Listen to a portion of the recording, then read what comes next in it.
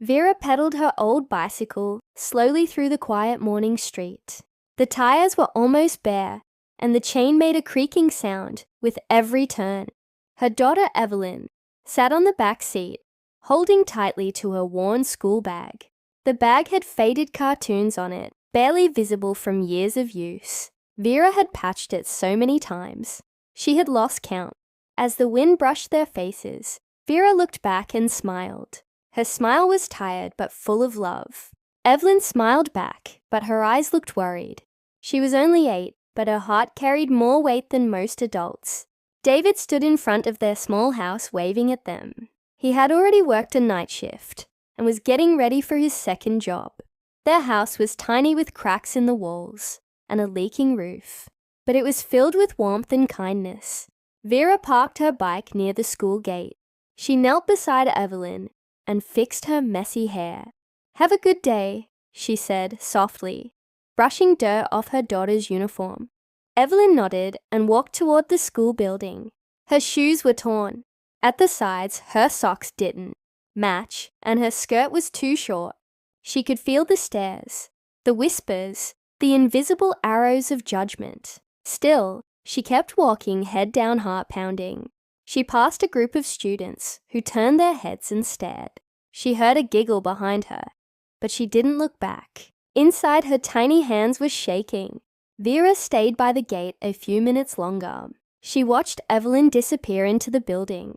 She felt a strange ache in her chest, but she didn't know why. She got back on her bike and rode to the market to sell home-cooked food. She didn't know that inside the classroom, her daughter was already being torn apart by cruel words and silent laughter. She didn't know that. Evelyn would soon cry in the school bathroom, feeling like she didn't belong in this world. But she would know, she would see, and when she did, she would rise.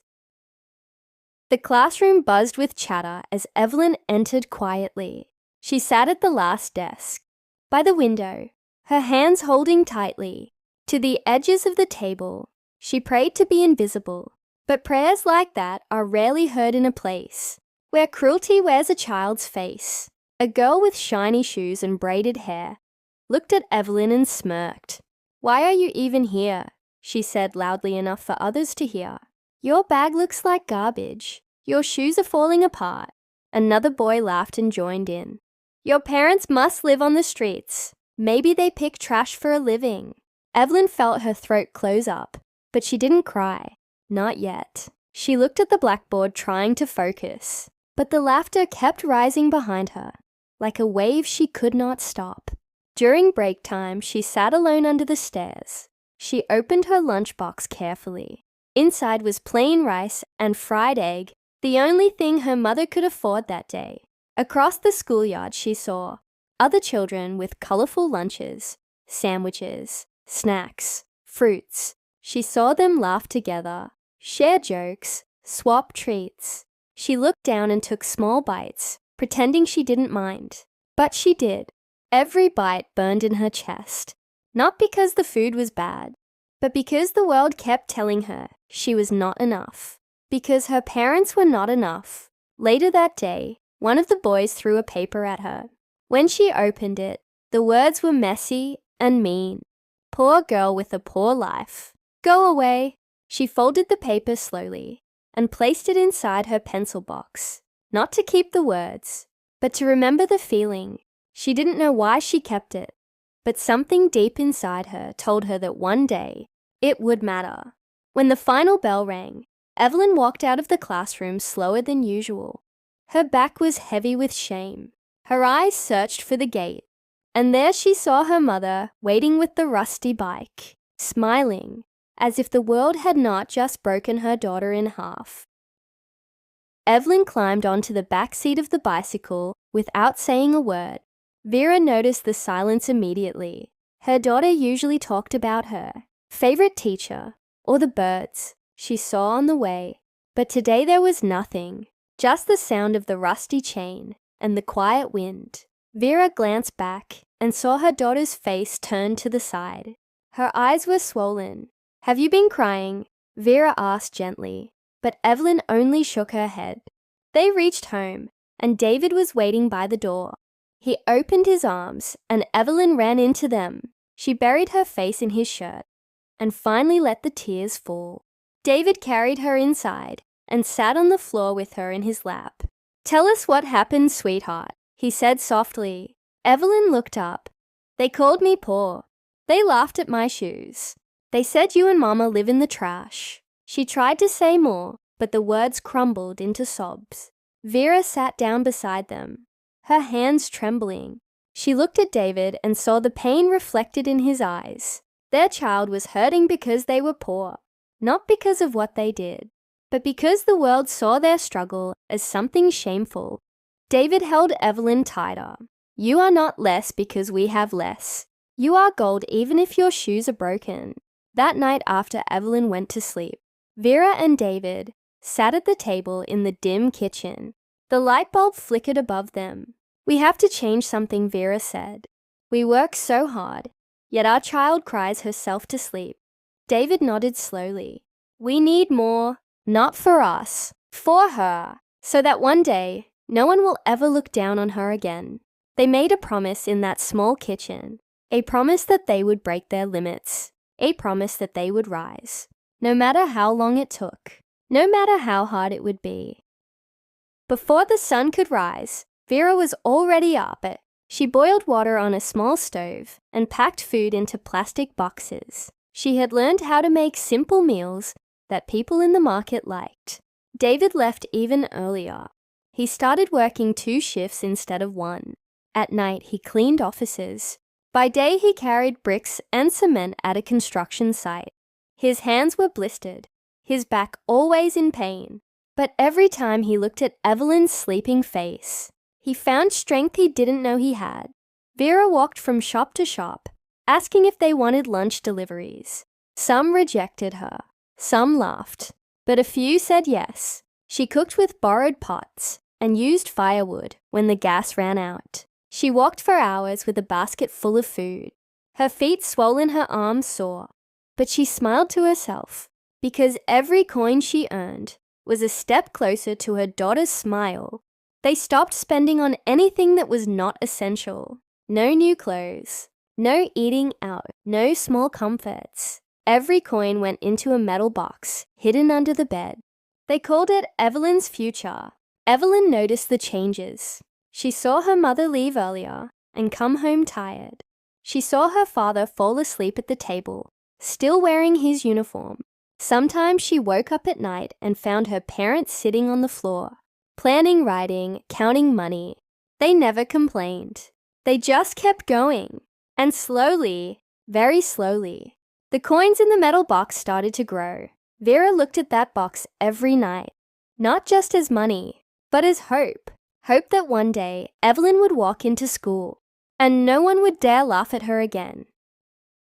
Months passed, and the rhythm of their struggle became routine. Vera now had 10 regular customers. She cooked in the early morning and delivered the meals before noon. David barely had time to sleep, but he never missed a day of works. They spoke less, but their silence was full of purpose. They were tired, but never defeated. One evening, Vera came home with blisters on her feet. Her shoes had holes, and her socks were wet from walking in the rain. Evelyn saw her mother limping and ran to get warm water.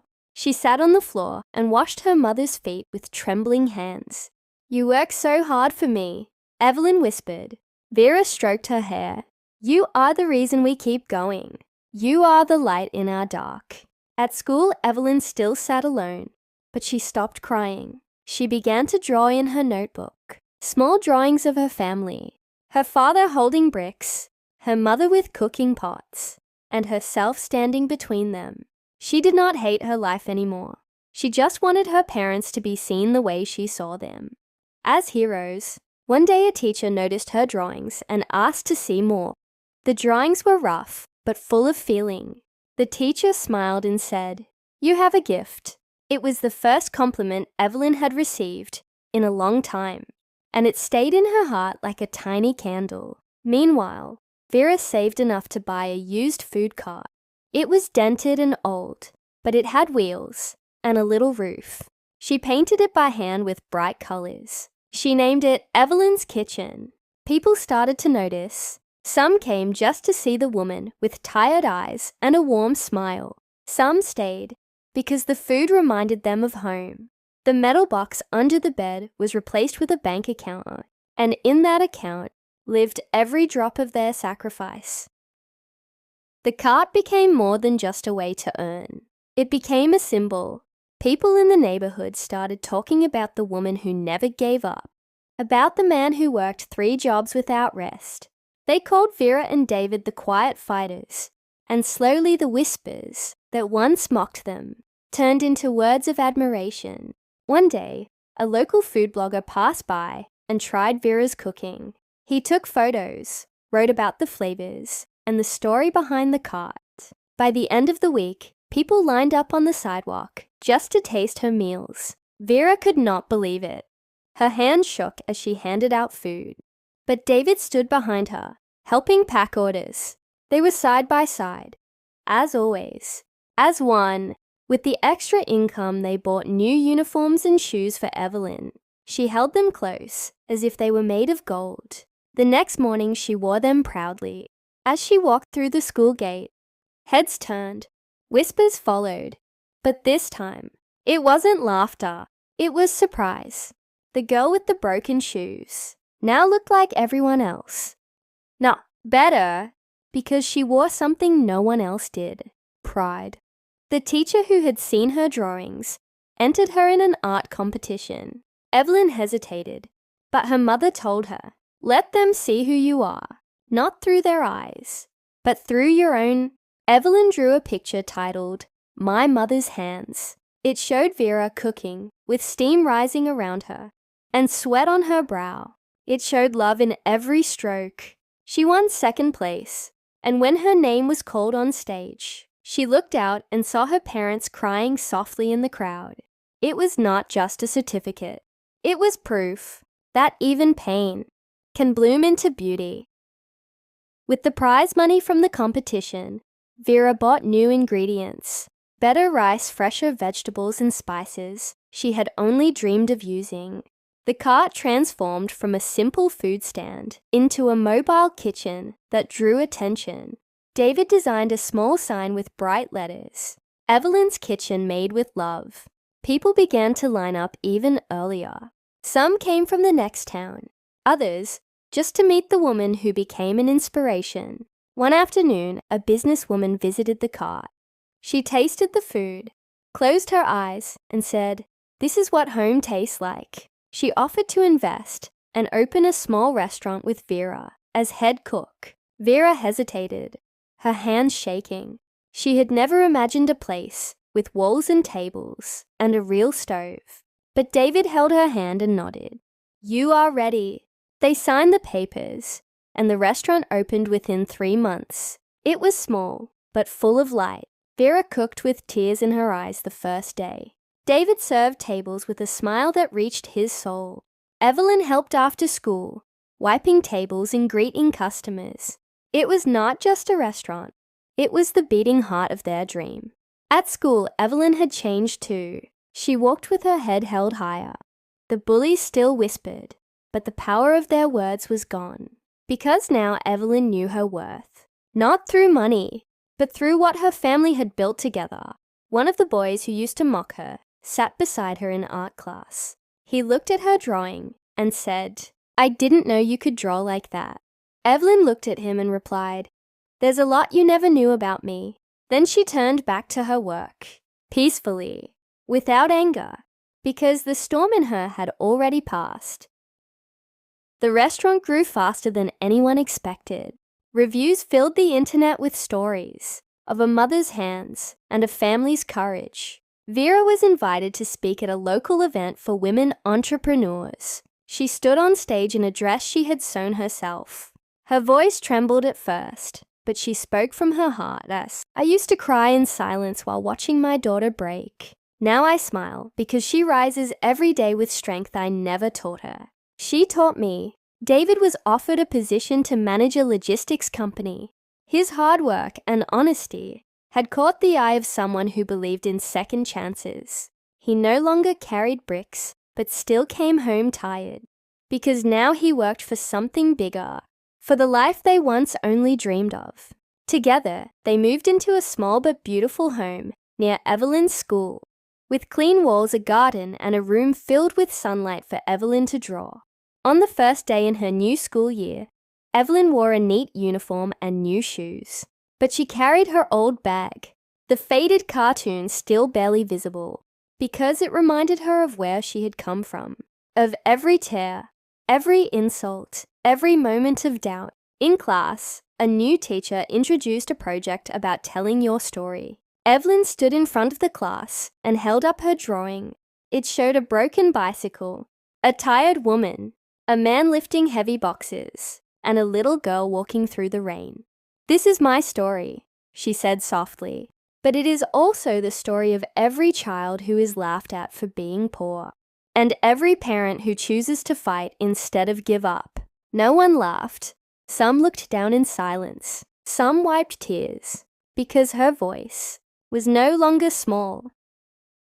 Evelyn was no longer just the quiet girl in the back of the class. She was the one other students came to when they felt small. She listened. She understood, because pain had made her gentle, and love had made her strong. One day, the same girl who used to mock her sat beside her during lunch. She looked at Evelyn's simple meal and said, "I'm sorry for how I treated you." Evelyn nodded and smiled. There was no hate in her eyes, only peace, because she had learned that forgiveness was freedom. Meanwhile, the restaurant continued to grow. Vera hired other mothers who had once struggled like her. She taught them to cook and gave them a place where they felt seen. David trained young men who had been rejected from jobs. He showed them how to stand tall with pride, even when their hands were dirty from works. Evelyn's drawings were selected for a national student exhibition. Her piece, titled "Roots and Wings," showed a little girl being lifted by two large hands, made of bricks and flour. It was raw and beautiful, and it moved people to tears. On the day of the exhibition, Vera wore her best scarf. David wore a clean white shirt. They stood holding hands as Evelyn walked on stage to receive her award. Photographers took pictures. Reporters asked questions. But Evelyn looked only at her parents. "This is for them," she said. "They gave up everything so I could believe in myself. They were called poor, but they are the richest people I know." The room fell silent, not because the moment was grand, but because the truth often doesn't need to shout. Years later, Evelyn stood at the opening of her own art studio. She had grown into a graceful young woman with eyes full of kindness and strength. The walls were filled with paintings, stories told in color and silence. Each canvas whispered the journey of a little girl who was once laughed at for her torn shoes. Vera walked through the studio, her fingers brushing against the edges of the frames. She remembered every sleepless night, every blister.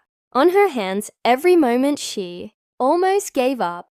Now her daughter's name was written in gold letters above the door, and people from all over came to see the world through Evelyn's eyes. David stood beside them no longer with tired shoulders. He held a small ribbon for the final painting to be unveiled. When they pulled the cloth away, the room fell quiet. It was a painting of the old rusty bicycle. The sky above it was grey, but the wheels were surrounded by light, and on the back seat sat a small girl, smiling. Below the frame were 4 simple words. "This is how we began." A woman in the crowd asked Evelyn, "Do you regret being poor?" Evelyn smiled and shook her head. "If we had been rich, I would not have known the taste of sacrifice, or the strength in love, or the quiet power of never giving up." Outside the building, children ran and laughed. Some wore old shoes. Some carried torn bags. But none of that mattered, because now they had someone to look up to. Someone who proved that no matter how the world starts your story, you can choose how it ends. And Evelyn chose to end hers, with grace, with honor, and with a heart that never forgot where it came from.